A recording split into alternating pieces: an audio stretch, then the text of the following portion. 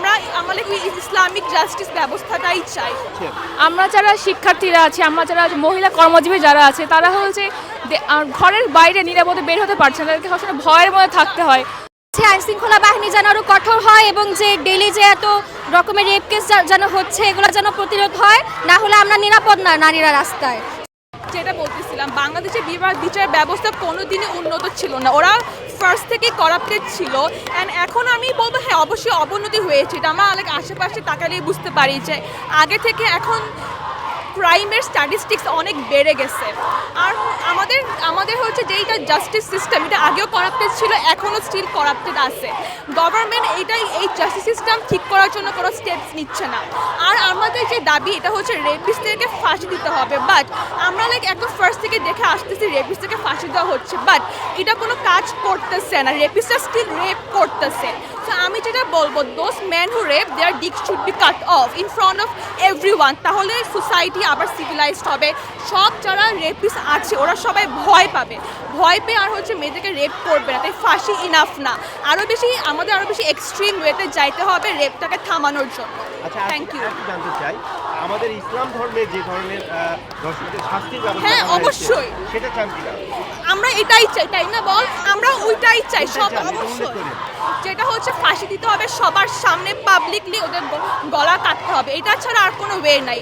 আমাদের ইসলাম যেটা বলছে যদি আমরা এটা একবার হলো বাস্তবায়ন করতে পারি আমাদের দেশে, তাহলে আপনারা পরের দিন থেকেই দেখবেন রেপের সংখ্যা, রেপ না যে কোনো টাইপের ক্রাইম, ওরা সব স্ট্যাটিস্টিক্স অনেক কমে যাবে। আমরা আমাদের ইসলামিক জাস্টিস ব্যবস্থাটাই চাই। আমরা যারা শিক্ষার্থীরা আছি, আমরা যারা মহিলা কর্মজীবী যারা আছে, তারা হচ্ছে ঘরের বাইরে নিরাপদে বের হতে পারছে না, তাদেরকে সবসময় ভয়ের মধ্যে থাকতে হয়। তো ধর্ষকরা আমাদের আশেপাশে ঘুরে বেড়াচ্ছে, তাদের বিরুদ্ধে প্রতিরোধ করার জন্য, তাদেরকে একটা সর্বোচ্চ শাস্তি দেওয়ার জন্য মূলত আমরা আজকে এই প্রচেষ্টা গড়ে তুলেছি। সাম্প্রতিক সময়ে কিন্তু ধর্ষণ বা নারীদের শ্লীলতাহানির ঘটনা বেড়েছে, কি কারণ হতে পারে বলে মনে করেন? বর্তমান যে রাজনৈতিক প্রেক্ষাপট সেটার কারণ হতে পারে, অথবা বিভিন্ন সামাজিক অবক্ষয়, মূল্যবোধের অবক্ষয়, নৈতিক মূল্যবোধের অবক্ষয়, এসব তো কারণ।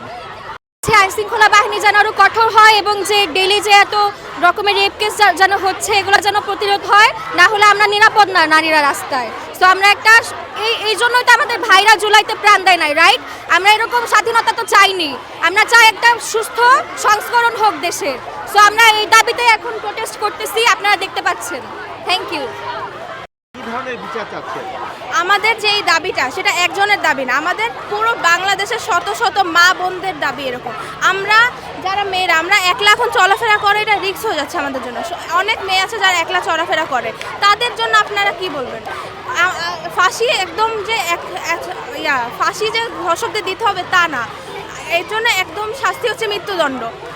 ফাঁসির চেয়েও একদম কঠিন শাস্তি দরকার, কারণ ধর্ষকরা এটাও মানছে না, তারা কিন্তু জানে যে তাদের ফাঁসি হবে, কিন্তু আমাদের আইন তাদেরকে ফাঁসি এটুকু যাচ্ছে না। ধর্ষকরা কি হচ্ছে, তারা টাকা দিয়ে মুক্তি পেয়ে যাচ্ছে, সেটাই হচ্ছে। কিন্তু আমাদের উচিত সকলকে কঠোর আইনের আওতায় আনা, প্লাস যাতে তাদের মৃত্যুদণ্ড একদম পুরো গলা কেটে দেওয়া। এটা ছাড়া সম্ভব না, কারণ তাদের ভয় আনা দরকার। আমরা চলাফেরা করতে পারছি না এটার জন্য।